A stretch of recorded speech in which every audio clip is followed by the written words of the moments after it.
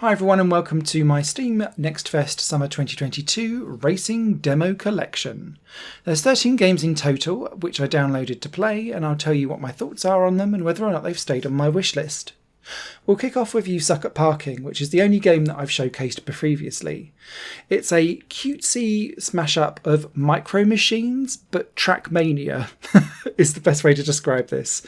So you have these cute little cars that are very responsive and snappy to drive, but they can't reverse. And you have to traverse all of these tricky tracks full of traps, stunts, weird contraptions, and often quite a lot of AI cars trying to drive themselves at you to smash you off the road.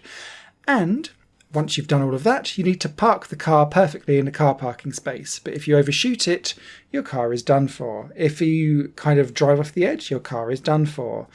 If you stop to think about what you're doing, your car will conk out and is therefore done for. And so this is all about precision and speed. And it's one of those games where you'll be like, I can shave another second off of that time, and you'll just keep replaying. I adore this game, and it's all held together with a fantastic overworld map that you can drive around, full of mini-games, nooks and crannies, and hidden little discoveries of things that you can do. This for me is a day one purchase. I cannot wait for it to be released. It is chef's kiss. Next up is Race Me Now, and unfortunately I didn't gel very well with this at all. It's a very low poly but light and fluffy arcade racer, which is supposedly got about 40 tracks and lots of different cars, and you can purchase 3 of them during the demo. But the problem that I found with this game is that I didn't feel connected to any of the driving experience that was going on. The tracks also seemed to be just amberly diving left and right like someone's doing their My First Track design, and nothing actually meant you had to brake, which then meant that you was just doing a top speed dare with the AI, and your cars are very easily hit from behind into a spin, and that works for you, but also for the AI too.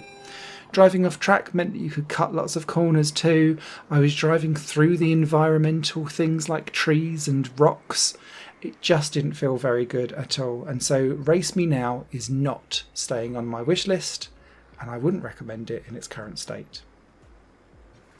A game I would recommend, in particular to fans of Mini Racing Online and Ultimate Racing 2D 1 or 2, is Formula Top.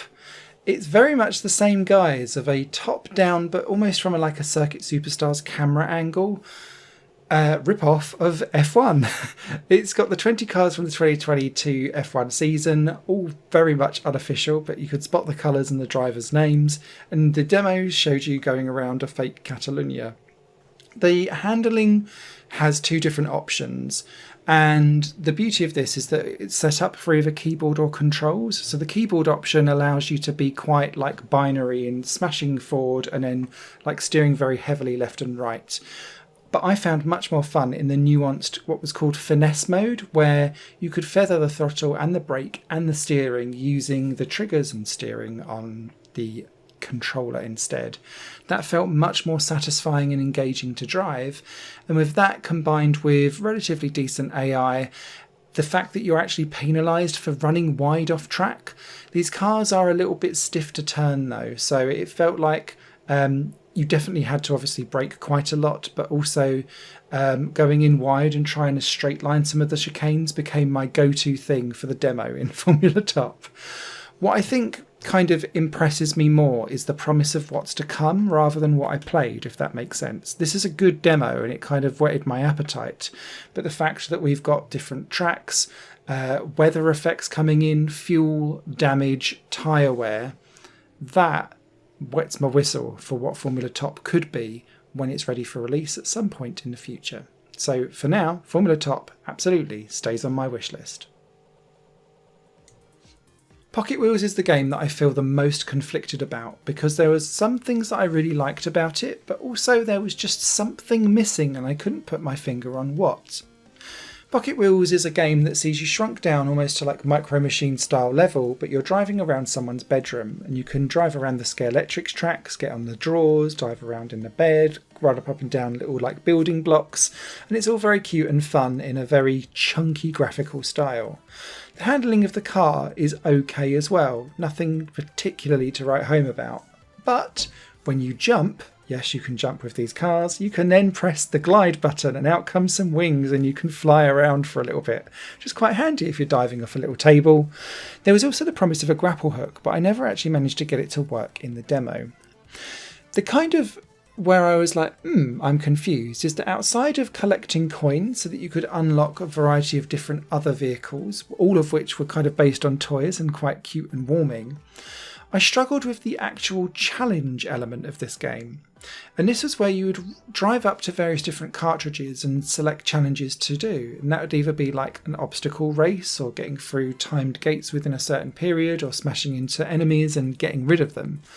It just felt a little bit directionless, and I don't really understand what was turning me off, and I still don't, talking about it now, but something didn't gel quite right with this game for me. So I've removed it from my wish list for now, but it's definitely the most conflicted game that I have on this list, where I'm like, I don't know what to think of it. So I've removed it for now, but if you like what you see, it felt okay. It just, something weird was putting me off, and I can't explain it. I can explain what put me off Outmode though. Outmode is a synthwave racing game that is designed to almost drive you into like a hallucinogenic retro 80s synthwave seizure, I think. And it was too much for me. There is so much aesthetic going on and not enough focus on the actual racing. If you're going to do a game that's stylized to such a degree, you need to still have the groundwork in for a decent racing game, and this is where Outmode for me is currently wrong. And the reason why I've removed it for its wishlist is that it's due for release on the 22nd of June, so we're talking 5 days time, and I don't expect the game to change very much in that period of time. For me, this game steers like a dead donkey. The steering is non-existent, and so you have to brake and kind of drift turn, but then that really amberly kind of takes a while to actually work. There's also this weird thing where it's adding on various different obstacles onto the track, and these will be things like metal barriers that pop up on screen, or flamethrowers from the side, or like weird radioactive pools. And so I was trying to avoid them, but at some point you just kind of have your integrity explode and then you just respawn. And so it felt like really low stakes for something that it's so throwing in your face all the time, like you must avoid all of this stuff. The AI also couldn't keep up with me and was very, very easy to beat on all difficulties. And I'm talking by like half a minute. So clearly there's a lot to happen here, either post-release or in the next 5 days for Outmode to really feel like it was going to scratch a lot of itches. What I will say though is that it's great to have a synthwave game that's for racing that actually puts you in a cockpit view. So that's got that going for it. Outmode might scratch some people's itch, it really turned me off. And now for something totally different, welcome to Whatever. Whatever is a game that's based off the ship that got stuck in the canal and caused lots and lots of delays whilst no one could get it out. This is a cargo ship simulator, and it's very simple to understand because you're just using the arrow keys to kind of get around. But the weight behind it in the physics, your ship drifts, and the weight behind whatever you do, you have to start steering well ahead of where you need to go, otherwise it just drifts off. And as soon as you start to get into shallow water, it gets stuck. Now, you'll be collecting coins as you go, and you can start off using coins to be able to get yourself out. But as you can see on the bottom of the screen, there's also a timer, and you're always trying to keep ahead of that when the timer is like days, but it's just a timer. Now, if you get stuck repeatedly and you run out of coins to be able to bail yourself out, you can pay in time, but it will likely mean that you won't be able to get across the line in time if you do it too often. This game is very hard, but super satisfying when you start getting things right. And after about the third go of getting round this canal, I was really clicking with this game, and it's a bizarre recommendation, but this is absolutely staying on my wish list and is going to be a little sleeper hit, I think, because there's nothing else quite out there doing whatever does in this way. And yeah, colour me intrigued. I'll be picking this one up. Wipeout was a game that spawned an entire generation of clones, and there's plenty of them, some great, some not so great. And Flashout 3 appears like it's going into the mediocre ground, somewhere in the middle. It's a sequel to Flashout 2, but that came out 8 years ago and was a low-budget Wipeout clone then, and Flashout 3 seems to be more of the same. Whilst it does have a good sense of speed, and I didn't run into any technical issues necessarily throughout the game, the problem that I had with it is that because everyone's got replenishable ammo, 3 weapons, and you can constantly fire them pretty much one after the other without really running into trouble, it didn't become a racing game so much as I'm just going to cannon fodder it and hope for the best style game, and I didn't find that particularly enjoyable.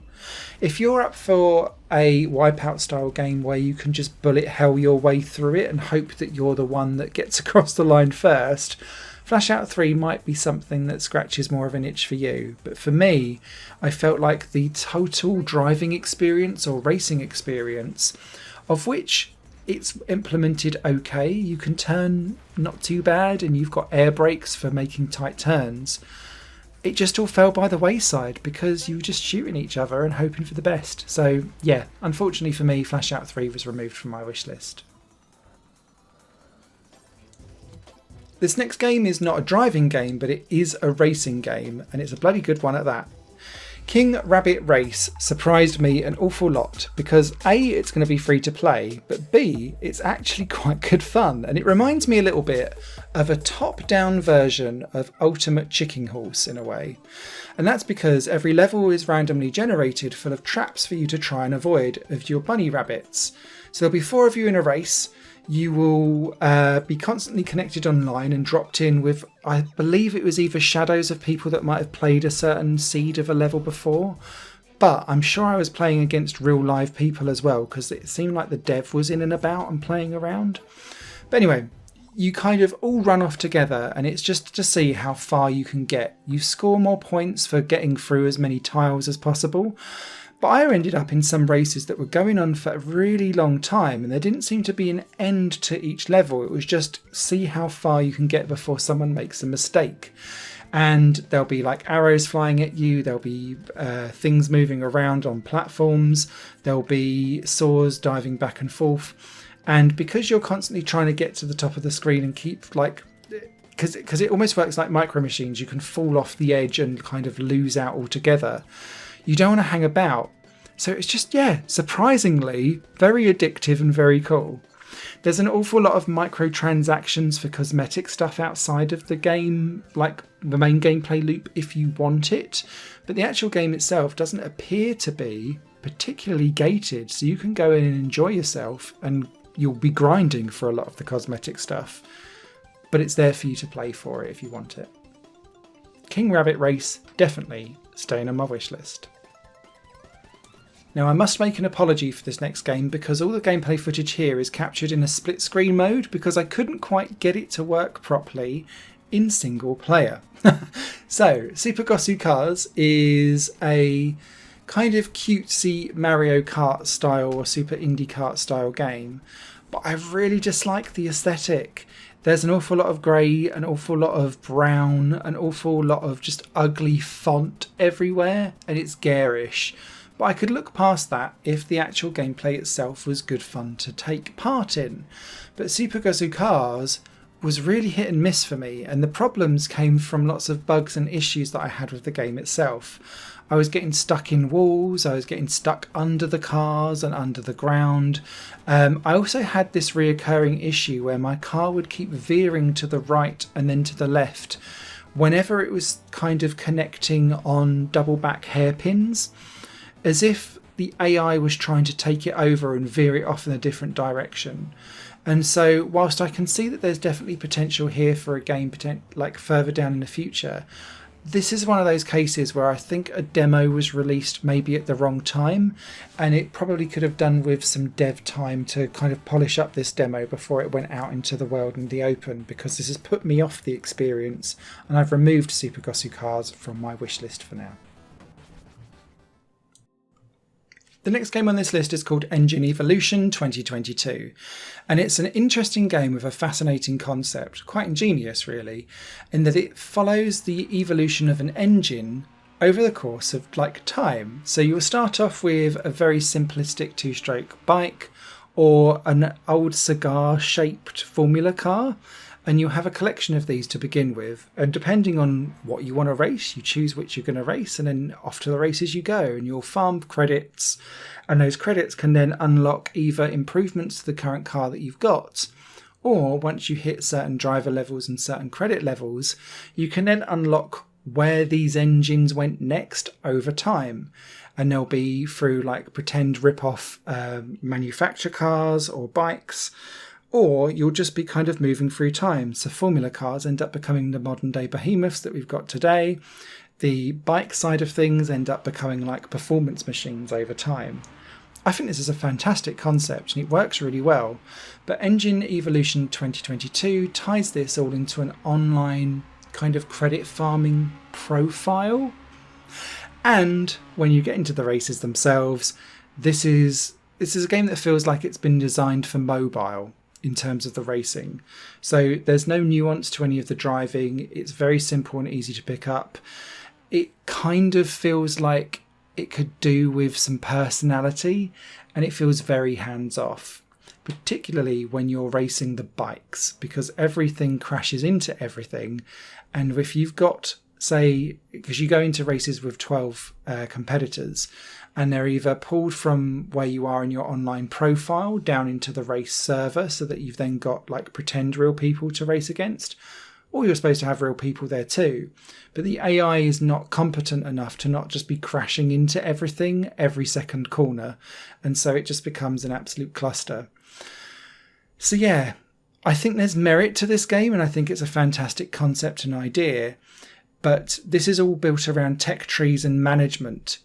But management through farming, through races that feel unengaging. So for me, I tapped out and I removed this from my wish list. But I think this will absolutely scratch some itches for some people that maybe like games like maybe Track Day Manager. Alongside You Suck at Parking, this next game is my equal joint recommendation for anything racing-fied in Steam Next Fest. And it is called Turbo Golf Racing. When I first saw this game, I thought, oh, Rocket League's had a midlife crisis. And in many ways it has, but it totally works. And it's fantastic to play. You play in 8-player online lobbies, and everyone tees off with their own ball together. You can't interact with other people's balls, but you can definitely collect power-ups to then start meddling with the other cars as you drive around. You've got a boost meter that gets recharged whenever you drive down fairways. Great use of the golfing kind of world here. And similarly, like if you end up with your ball in the rough, for example, or in like watery territory, it won't go nearly as far when you try and ram it back out again. So there is a little bit about trying to actually remember how golf works so that you can make the best out of what's going on with this game. One of the best game changers, and Rocket League could well do with this, is that when you come up to actually driving to hit the ball, it gives you an arc of where you're going to be going next, and it will be color coded depending on like how severe the hit's going to be and whether or not it's going to go far or not at all. This game is absolutely superb. There is a solo mode as well, so that you can just go up against various different holes and try and complete them in the fastest time possible. And there is an online shop full of lots of customization for your trails and the actual profile that you have, as well as the car that you own. Alongside that, you also level up over time and can then unlock various different passive or aggressive weapons and like modifiers to your vehicle too. So there's an awful lot here. It feels really polished as well, and it was just delightful to play. Turbo Golf Racing, this is a day one for me, without a question. Day one. And I don't play online games very often, but this is a day one. The next game on this list is called Vergeworld, and whilst it's not necessarily a direct racing or driving game, it's a chase game or an avoid 'em up style game, in the same vein as Race for the Sun. but a bit like it's taking place in a Mad Max movie. So great crossover for me. However, it's really, really leaving a lot to be desired, and I've removed it from my wish list. The problem with Vergeworld is that it gets very dull and very boring very quickly because there is no variety, there's no verticality, there's no real use for the weapons that you pick up. The menus themselves were very balked in the way how you can navigate around them, and it just felt very chaotic and very brown. And so I kind of found myself switching off literally after about 3 to 5 minutes of playing this demo, and I'd had enough by the time I'd reached about the 3rd checkpoint in the game, where I just thought, this is all this has to offer, and I feel like I've seen it all already and I didn't like what I've seen. So Vergeworld, unfortunately, removed from my wish list, and yeah, bit of a disappointment for that one for me. Stick with Race for the Sun. There's one last game I want to talk about in my racing demo collection for Steam Next Fest Summer 2022, and it's called Nios, and it's one of the most unique ones in this list, and it will be Marmite to some, but I found it bizarrely engrossing and very Moorish. Nios bills itself as an esports game, but not in the traditional sense, and that's because the vehicle that you're racing you don't directly control, and it's all done by the mouse. Your mouse controls, depending on where you put it on the screen, your vehicle's nose, like the front end, will follow it around like a mouse with cheese. And so what you'll be doing is moving your mouse up, down, left, right, and around in like circles, basically making the vehicle follow you around the screen. And as you do this throughout a variety of different tracks that are almost like spaghetti junctions of motorway interchanges, as you do this, you're trying to get around in not just the fastest time, but also in the cleanest way possible, because Nios calculates a score for you based on your speed, your agility, how close you get to walls, because the closer you get to the wall, the faster your vehicle goes. But you've also got a line of traffic that follows the track that you're racing on around. And so you need to overtake as many of these as possible. But if you hit them, you get penalised. If you wall run, you get penalised. If you bump anything, you get penalised. But you're also trying to be as fast and as clean as possible at the same time. And all of this conspires into lots of different scoring mechanisms to give you an output score that goes onto the online leaderboard for each track that comes out. This game is really difficult to kind of initially master, but it clicked with me quite like after about 10 minutes, and I was like, I can shave a few seconds off that. Replay. And because it's all tied to this online leaderboard and you're like, oh, it's an esports thing, I found myself repeatedly going back and trying to play more and more. The downside for Nios currently is that there are some definite performance issues with this game currently, and I found that it was because whenever I was hitting things, either through largely hitting traffic or runners as they're called in this game, rather than it being walls, it's as if it's calculating stuff in the background, and so it slows things down and it starts to stutter.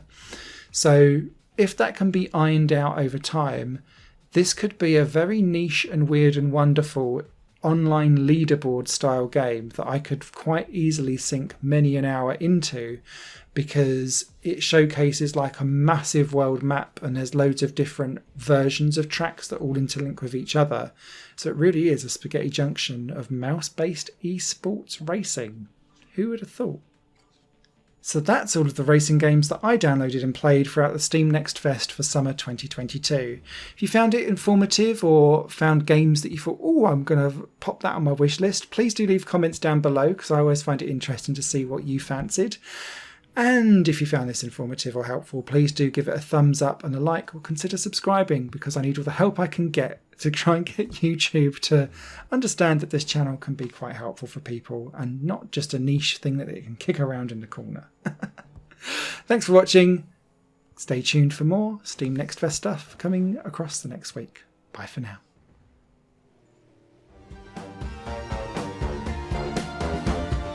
Higher Plane Games is part of the Higher Plane Network. a completely independent media outlet supported by people like you.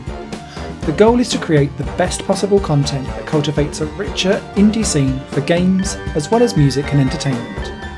To find out more and to get involved, visit patreon.com/higherplane network. Your support makes all the difference, and in return you'll gain access to bonus content and downloads. Thank you for watching.